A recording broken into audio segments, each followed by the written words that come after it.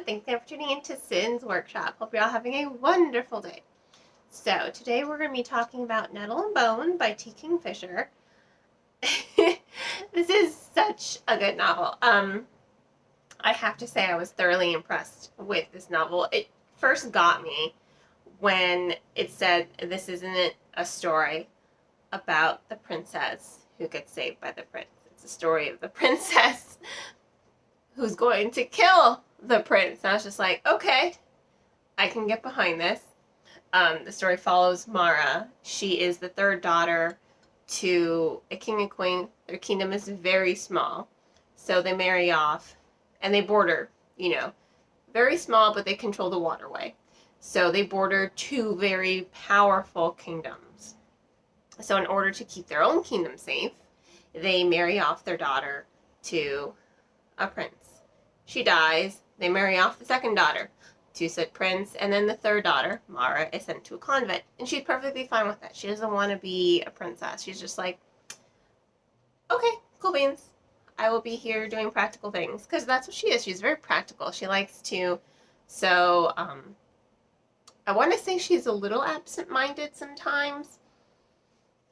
Oblivious. She's a little oblivious sometimes. And people have to tell her, like, matter-of-fact things. In fact, that's why her second sister, isn't quite fond of her. It's just like, are you dense? It's just like, yo, middle child, relax.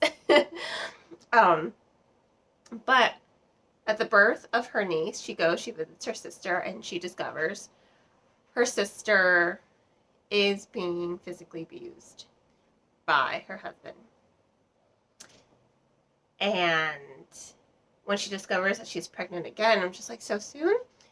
Her sister keeps herself pregnant so that her husband doesn't physically abuse her, And Mara's just like, yeah, this isn't okay. I need to do something about this. So she decides, I'm going to be a hero.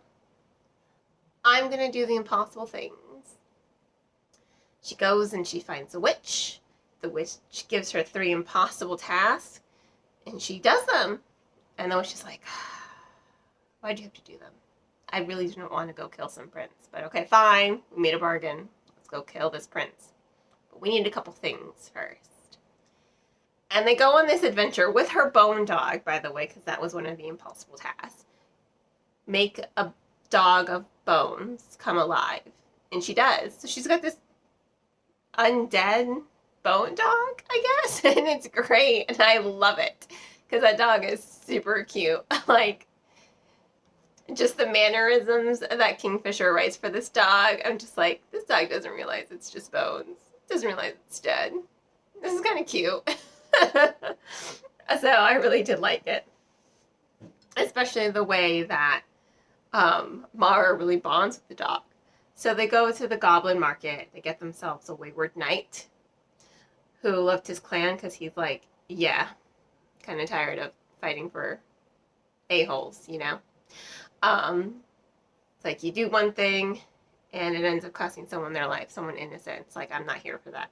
So they go get a wayward knight, and then they go get a reluctant godmother who has a penchant for curses. Her only blessing that really comes to life is good health. That's all she can do. But she's very good at curses. And she's just like, I don't really like doing curses though. So it's just like, I just do the good health. You can't go wrong with good health.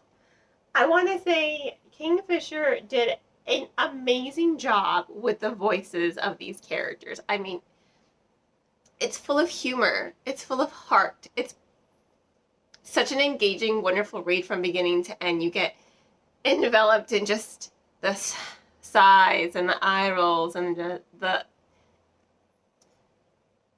characters are great.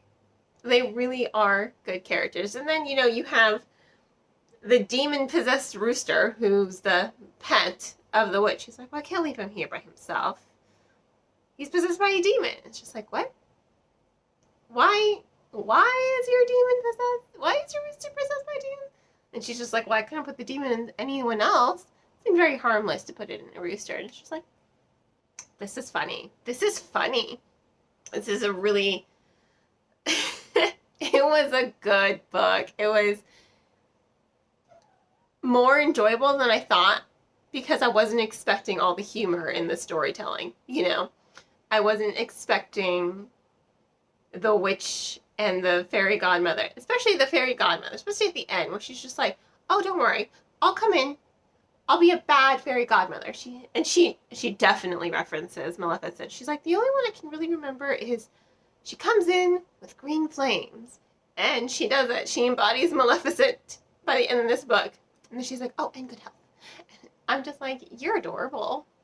You don't want to be a godmother because you can't really do much except curses, but you are adorable and funny, and it's lighthearted and it's just engaging from beginning to end. I mean, it's a short book. It's 250 pages. It's a short, quick read if you're looking for something to get out of a slump. That was basically me. I like short books to get me out of slumps.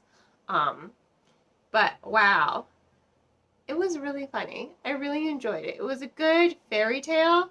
It was a good fantasy. It was a good adventure story. Had amazing characters. And then just Mara's whole journey from just like kind of practical, quiet, shy princess to I'm going to be the hero my sister needs. And I'm just like, you go, girl. You go. She's quite brilliant, and I quite like her. And I think Kingfisher did a brilliant job with the characterization and storytelling here. So, I'm going to go ahead and give Nettle Bone 4.5 out of 5 stars. It was really a good book. I really did like it. Again, funny, heartwarming, full of fantasy and magic. Thoroughly enjoyed it much more than I initially thought, because I wasn't expecting this. The humor, I was not expecting it. The lightheartedness, not expecting it. So yeah, the characterization, again, I can't stress this enough. They are so good. It's brilliant, as far as characterization goes. Absolutely brilliant. So yeah, 4.5. Excuse me. 4.5 out of 5 stars. If you want to go ahead and purchase the book, I will include links in the description below of where to purchase. And on that note, I hope you all will continue to support me by liking this video, subscribing to my channel, and sharing it with all your book loving friends. You can also become a supporter on Buy Me a Coffee with a one-time donation of $1, or by purchasing one of my handmade candles on my Etsy store. Links to everything is in the description below. I hope you all have a wonderful rest of your day, and as always, happy reading.